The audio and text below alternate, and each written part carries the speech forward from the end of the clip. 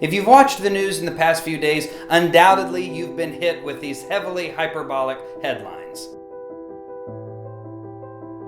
End of the world much? Or how about this new video by actress Sophia Bush and her take on Trump's new contraception mandate? Have you ever been kicked in the nuts repeatedly, like over and over again? Now I realize words like flow might be uncomfortable for you, but if you want to regulate my access to birth control, you're gonna have to deal with it. Flow. Now, before we assume that World War III is here and this is Trump's big war on women that everybody seems to keep talking about, let's understand a few facts about what it is he said and what contraception is going on in the world around us to begin with. The first is that 90% of employers were already covering contraception before Obamacare took effect.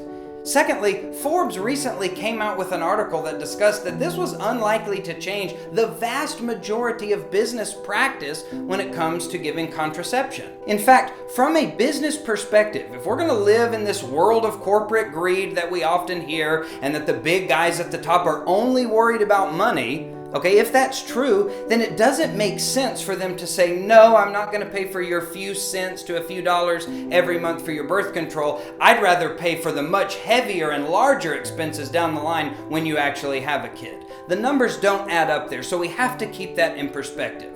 So here's the bottom line. This ruling does not make contraception illegal. Trump did not rule with an iron fist and now say that if you're going to have sex, you're going to have kids.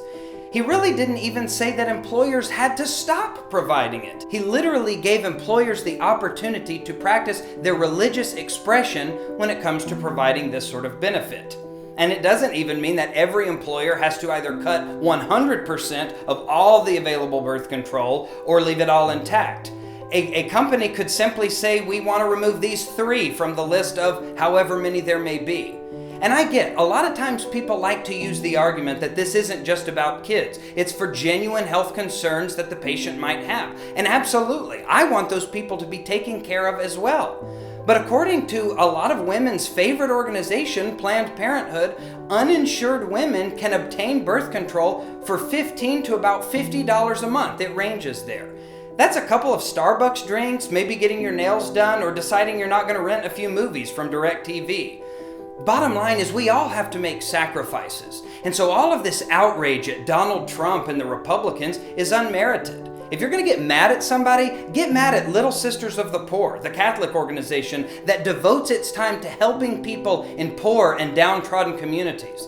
Get upset with them, become irate with them that they would have the audacity to simply ask that they don't have to violate their religious expressions while they're using their religious faith to help other people.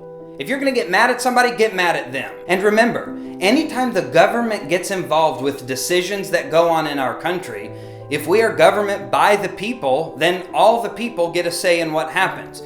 So we can't really get upset when a majority of the country that elected an individual who wants a different course of action is changing up the rules. We're playing by that system just like we played with it under 8 years of Obama.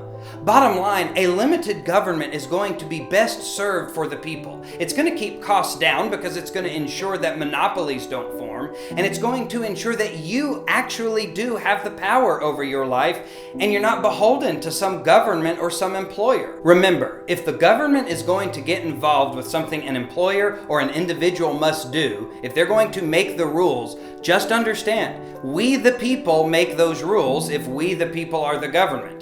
And if you don't like Donald Trump as the President of the United States, understand he is the leader of the government right now, and his rules are what we all must live by.